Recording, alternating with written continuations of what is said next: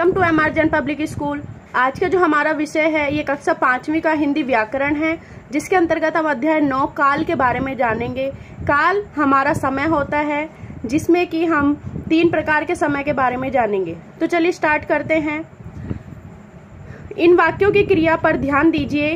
क्रिया का समय अलग अलग है। नीलिमा कोलकाता गई थी, मैं मुंबई जा रही हूँ, तुम वहां कब जाओगे।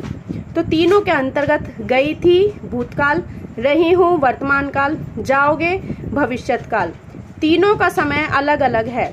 गई थी यानी बीते हुए समय की बात, जा रही है यानी वर्तमान समय की बात, जाओगे यानी आने वाले समय की बात। तो यही बात मैंने आपको इसमें बताई है। अब आगे हम जानते हैं काल की परिभाषा। क्रिया के जिस रूप से उसके होने के समय का पता चले उसे काल कहते हैं। काल के भेद 3 होते हैं, वर्तमान काल, भूतकाल, भविष्यत काल।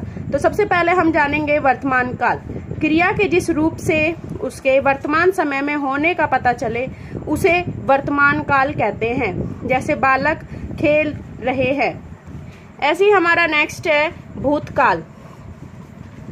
क्रिया के जिस रूप से उसके बीते हुए समय में होने का बोध हो उसे भूतकाल कहते हैं। जैसे गोमती नाच रही थी, तो ये जो काम है हमारा बीत चुका है, तो मतलब बीता हुआ समय हमारा भूतकाल होगा।